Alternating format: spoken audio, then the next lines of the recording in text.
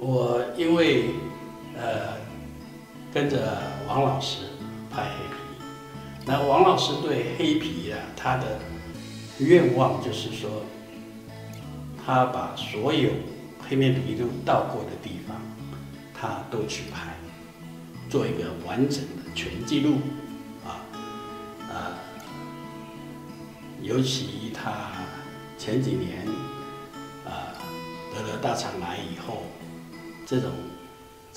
寄望越迫切，也希望能夠盡快能完成他這個願望。目前大概就是剩下俄羅斯沒去過這是王老師的他因為俄羅斯彼得大帝灣那邊有黑面琵鷺因為他們採取保護的措施不讓人家去，他們希望他在那裡能夠繁衍好一點，所以就一直沒有機會去拍。那我跟着王老師曾經去過的地方，在台灣以外，最多的就是中國大陸，大連、外海遼東半島外海，行人驼，行人驼是1999年發現的，他1999年王老師就去那裡拍，之後幾乎年年都去，但是有时候有一些限制沒辦法去。然後在2007年的時候，我們又共同那時候邱英傑處長帶着王老師跟我，另外還有2個日本人到元寶島去看，結果就發現那個元寶島當時叫元寶坨，上面就有10幾隻的黑面琵鷺，大家當時很高興，就發現了中國大陸第2個黑面琵鷺的繁殖地，能夠共襄盛舉恭逢盛會，感覺非常的高興那這2個地方行人驼我大概去了4次，元寶坨大概去了3次然後中國大陸除了這裡以外，還有東南沿海這個江蘇它就是在山東半島下面，它黑面琵鷺從北方南遷的時候經常是在那個江蘇的那個叫什麼城就那個地方是它停棲的重要的點然後我們去過的還有上海的出海口外面那個上海東灘，那裡也有黑面琵鷺然後再往下福建有很多地方我沒有每個地方都去深圳、香港那個黑面琵鷺也相當的多。海南島我沒去，海南島也有黑面琵鷺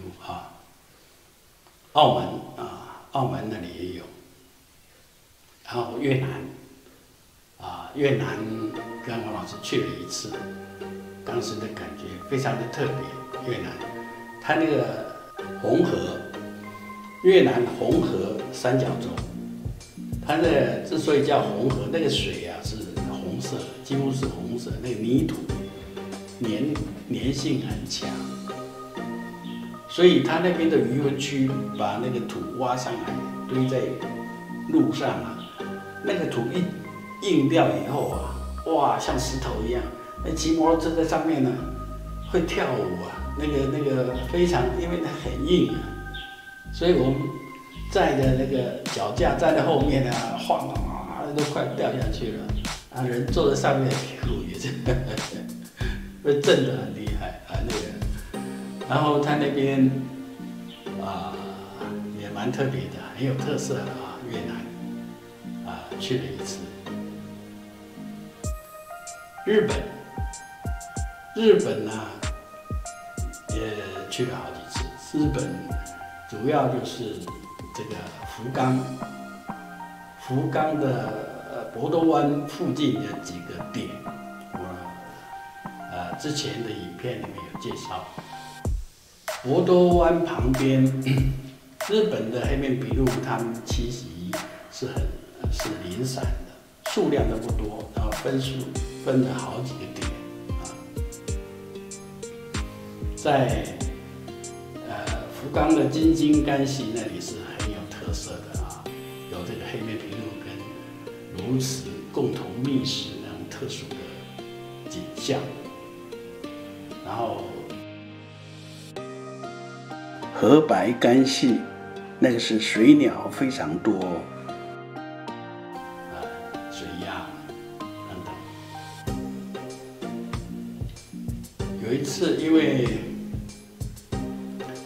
2008年因為松本悟先生他是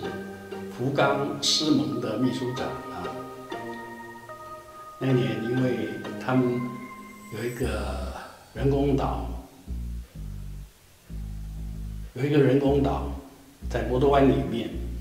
那政府規劃了填海的一個人工島，他本來就有計劃這個要做什麼，結果還沒蓋的時候有兩個大水池還沒填兩個，因為它是外面先填，中間沒有完全填平嘛，就兩個大水池在那邊，黑面琵鷺就去了。黑面琵鷺去棲息以後，他們獅盟的人就覺得說，哎呀，這個應該，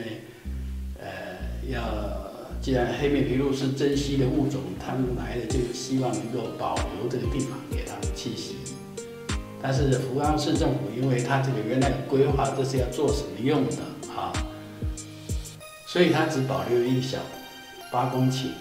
的水鳥公園。松本悟先生就請王老師，我是跟着去的我們2個去那邊幫他向福岡市政府來陳情，希望能夠把這個地方保留下來。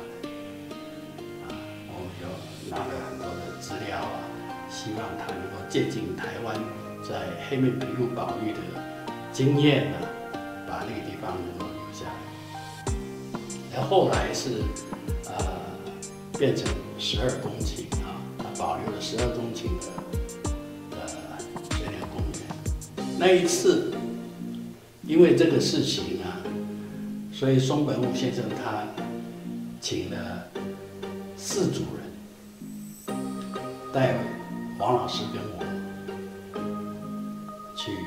到處去拍黑皮，還有其他的鳥，往北到鳥取，到就是從九州往北走到米子市那邊的一個水鳥公園，那裡也有一隻的黑面琵鷺然後往南，九州往南，到熊本到最南是到鹿兒島，這樣一路這樣拍。所以那一次，2008年那一次到日本拍鳥那是非常愉快而且這個豐收的時間跟黑面琵鷺我覺得我覺得他跟王老師之間這種牽連王老師為拍黑面琵鷺，他可以做任何的犧牲就是非常的努力去做這件事情，心心念念在做這個事情。那黑面琵鷺反饋給王老師的是什麼？就因為王老師把這個注意力、這個精神整個集中在這件事情上面，所以對他的身體，他大腸癌第3期，化療做了12次，可是他頭髮沒掉，也不會像一般人做了化療以後會非常的痛苦難過。他這種情況輕微很多，我覺得這個是因為精神力的關係。他在那段時間，只是想說，我怎麼把黑皮拍完整拍好，時間不多，我要盡量去把它完成。這種心理上的一個依托啊，比那個你如果得了病，自怨自艾，然後整天不曉得做什麼好，心情非常的不好，那這個病情啊是急轉直下，因為這樣會傷害身體。我們的情緒如果沒有辦法平穩的話，對身體的傷害是非常大的。那黑面琵鷺給王老師的，就是這個生活的意志力、情緒，讓你精神集中。所以，王老師這個大腸癌經過這麼多年，已經好幾年了，現在情況相當好啊，情況相當好。所以我們集中做一件事情的時候啊，这個，因為我是念心理系的，我知道心這個情緒跟身體健康的關係。有人就發現這個他們去研究長壽的人啊，長壽的人，結果發現長壽有吸煙的，有不吸煙的啊，有運動的，有不運動的，有胖的，有瘦的，都有，各種情況都有，啊，並不是說你一定是要怎麼樣的一個指標。那後來發現一個最重要一點，就是他們的心情都很平靜，都看得開，啊，子女他認為。兒孫自有兒孫福，你不必操勞太多，啊，什麼事情你都要擔心啊，都要煩惱，能夠把這個放開，然後活得愉快，啊，那這個是養生保健最重要的一點，情緒啊，情緒能夠平穩，這個樂觀。啊，能夠這個是很重要的。我們拍鳥啊，這個方面是挺好，因為你集中在一個精力啊、注意力在某件事情上，而且一拍的時間都很長啊，整天在那邊哦。然後拍鳥的時候，這個鳥沒有來啊，這個鳥友直接聊聊天吶，吃點東西啊，泡個茶什麼之類的。這個生活方式是非常的easy 啊，這很 easy， 這很好，這對身體很好。然後你也有運動，有些運動的。不過呢，就是說，我拍鳥的時候，常常因為有姿勢的問題，你為了要拍好的角度，你可能常常一個姿勢很久，然後可能姿勢都很不正，啊，不是很坐姿歪倒或者各種的情況啊，這個是能夠不要太久啊，這個部分很重要啊，不然你的身體會出問題，就是你的骨架會歪，啊，骨架歪了以後啊，那影響身體各方面行動啊。走路啊，還有腰啊、背啊、膝蓋啊等等的影響蠻大的啊。所以我們在拍鳥的時候，等待的時候，盡量能夠做的時候就做正一點休息就休息不要，尤其我們早期有時候我在車上拍鳥、拍水鳥的時候，攝影機架在副駕駛座，然後我坐在這裡，彎過來，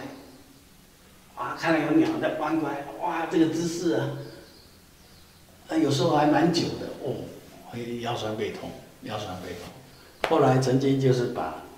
中間的隔板那個車子那中間的隔板把它拿掉，然後轉過来，腳能夠跨在那邊這樣拍，比較方便但是你如果是一直這樣憋着拍是不好短时間可以，时间太長不好不如還拿到下面去，到下面在車的外面去拍盡可能自己偽裝一下這樣子。所以今天主要就是跟大家聊聊這個我跟黑面琵鷺的關係。這一路走來，從2003年到現在，也有17年了，17年了。這2、3年，我比較少外出拍鳥。剛開始可能是覺得比較懶一點後來我開始整理我過去的東西，然後再仔細的去檢視一下過去拍的東西你拍的角度啦，拍的內容各方面，然後我覺得這是一種沉澱其實也是因為我現在開始現在在做這個 YouTuber， 這個要剪輯过去剪輯這個所拍的影片這個非常花費時間，因為10幾年的東西你要整合要找，要不是我過去這個檔案的管理做得比較理想一點，比較到位不然我現在要找一個片段，你想想過去300多卷的 DV 的帶子，每一卷1個小時，它裡面有多少畫面你如果說你沒有管理的話，5年10年，不要說5年10年，1個月以後，你想要找什麼我拍過的哪一個段，你去哪裡找？你根本不可能從裡面再把那個找出來。所以我過去為什麼能夠把這些東西都能夠找出来？因為我每一個帶子拍完以後，我都仔細看一遍，然後用 Excel 做記錄，先把這個帶子編一個編號，編號當然以日期為主把它編號，然後有幾個欄位，一個是鳥名，項目就是鳥的名字，然後是時間，幾分幾秒，有什麼動作，然後備注這個帶子有沒有非常好還是一般的不管好特別好有什麼那個就給它備注一下，然後還有一個拍攝地點。這一段是在哪裡拍的？那一卷帶子，仔仔細細從，反正你一拍，這黑面琵鷺在哪裡的？下面一個又是有什麼特別的動作？他們有什麼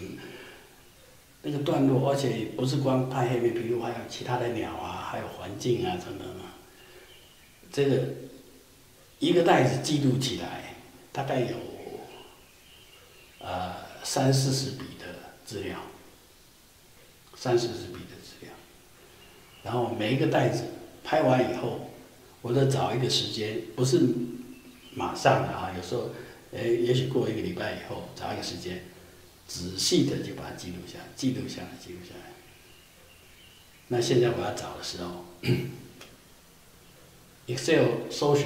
非常的方便嘛啊，我找黑面琵鷺啊，黑面琵鷺，在項目裡面寫黑面琵鷺，黑面琵鷺，在市場拍的好市場啊，或者是我要找黑面琵鷺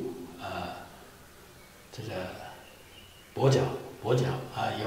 過去有2隻很特別，一個是斷掌，一個是跛腳啊。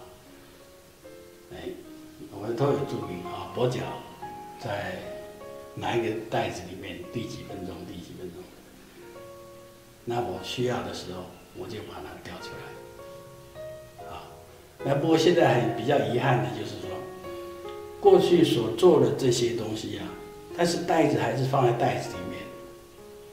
沒有及早把它轉成數位檔，結果有一些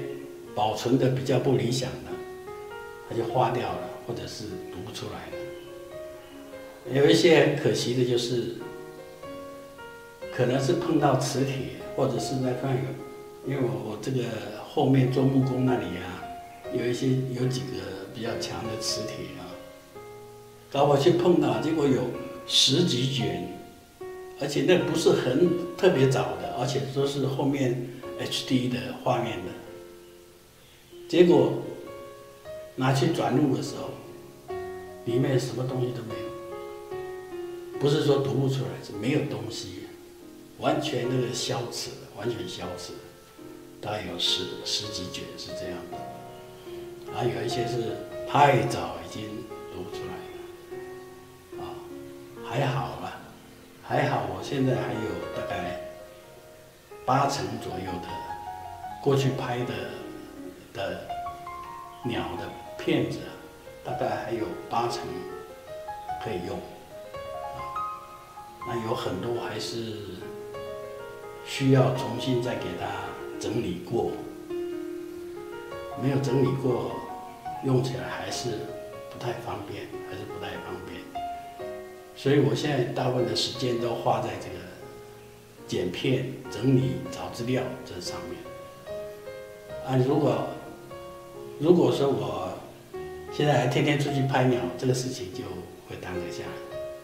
啊。當然，如果我更積極一點，比方說早上拍鳥，下午剪片，或者早上剪片，下午拍鳥，但也可以的，這也是可以並行的啦。我沒有那麼認真，沒有那麼積極的啊，所以我現在大部分都是在整理，在剪片。我是希望說，這個3、4天，最好不要超過5天，能夠出一片，